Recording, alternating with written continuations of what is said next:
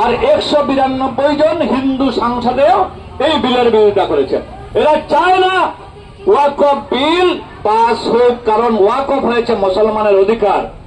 এই ওয়াকফ বিল যদি সুপ্রিম কোর্টে আমাদেরকে রিলিফ না দেয়, তাহলে আমাদের মসজিদ আমাদের থাকবে না, এটা সরকারের হয়ে যাবে। আমাদের মসজিদে ফজরের নামাজ আজান কোন সময় হবে সরকার ঠিক করে দেবে। আমাদের মসজিদে মাইক থাকবে কি না থাকবে ওটা সরকার ঠিক করে দিবে। আমাদের কবরস্থানে 15 বিঘার কবরস্থান 15 বিঘা থাকবে না 5 বিঘার হবে এটা সরকার ঠিক করে দিবে। আমাদের মাদ্রাসা সরকার মালিক হয়ে যাবে। আমাদের বিভিন্ন পীর রোজার মালিক সরকার হয়ে যাবে। আমরা অধিকার থাকবে না, আমাদের কবরস্থানে আমাদের অধিকার থাকবে না। আমরা আশা করি সুপ্রিম কোর্টে আমাদেরকে রিলিফ দেবে। আর যদি এই ওয়াকফ বিলের পরে এই বিজেপি সরকারের এই মোদির আরো একটা এজেন্ডা আছে, যেটা হয়েছে uniform civil code. Uniform civil code মানে কি? সব মানুষের 140 কোটি মানুষের সমান অধিকার। 140 কোটি মানুষের, হিন্দু মানুষের বিয়া যেরকম হবে মুসলমানের বিয়া এরকম হবে। হিন্দু মানুষ মরলে যেভাবে শ্মশানে জ্বালানো হয়, মুসলমান মরলেও শ্মশানে জ্বালানো হবে। সরকার বলবে কেন এক কবরের জায়গা নষ্ট করবেন? সব মানুষের সমান অধিকার, সমান নীতি। আপনিও শ্মশানে জ্বলেন। আজকে আমার ময় মুরব্বীরা আছেন, আপনারা আছেন। আমরা জানি আমার বাবার কবরস্থান এই জায়গাতে আছে। আমি ফজরের নামাজ পড়ে আমার বাবার কবর জিয়ারত করি। আমরা জুম্মা পড়ে আমার বাবার কবর জিয়ারত করি। ঈদের নামাজ পড়ে আমার বাবার কবর জিয়ারত করি, দাদার কবর জিয়ারত করি। যদি ইউনিফর্ম সিভিল কোড পাস হয়, আমাদের ছেলেমেয়েরা নাতিনসরা আমাদের কবরস্থান খুঁজে পাবে না, কারণ আমরাও তো শ্মশানে জ্বলবো। আমাদের কোন কবরস্থান থাকবে না। এর জন্য এই বুটটা হয়েছে প্রতিবাদী, প্রতিরোধী, প্রতিশোধী এবং পরিবর্তন। আমরা এই বুটটা আমরা বিজেপির বিপক্ষে ভোট দেব।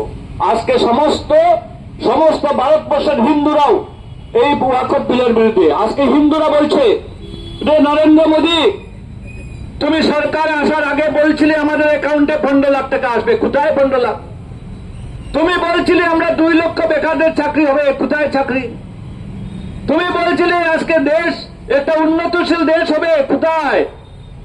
আজকে আমাদের পরিস্থিতি কোন জায়গাতে পৌঁছেছে? এর জন্য হিন্দুরাও চায় না এই সরকার বেশি দিন থাকুক। হিন্দুরাও চায় এই সরকারটা ভারতবর্ষের জনসাধারণের সরকার নয়। এই সরকারটা হয়েছে আদানি আম্বানির সরকার। এই সরকারটা হয়েছে আদানি আম্বানির সরকার।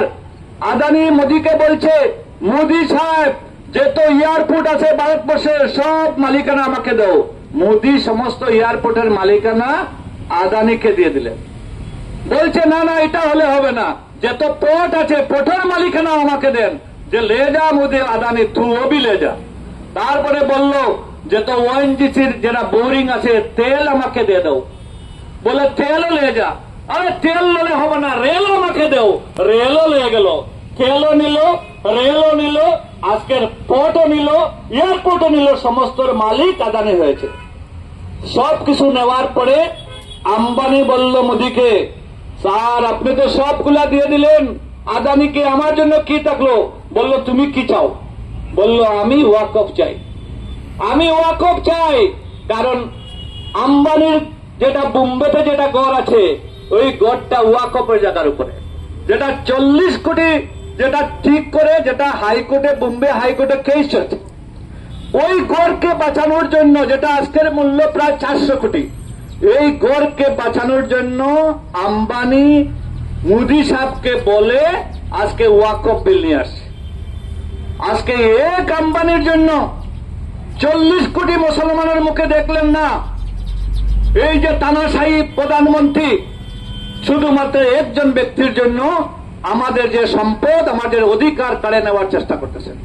এর জন্য বন্ধুগণ, এই ভোটটা আপনারা এই প্রতিবাদী এবং পরিবর্তনের পক্ষে কংগ্রেস পার্টিকে ভোট দেন। কারণ দেখেন, যেভাবে কেন্দ্রেতে ওইভাবে রাজ্যতেও আজকে অ্যাসেম্বলিতে পরপর মুসলমান বিরোধী বিল পাস করা হচ্ছে। আজকে প্রথম বিল পাস করে আমাদের যত পি সিনিয়র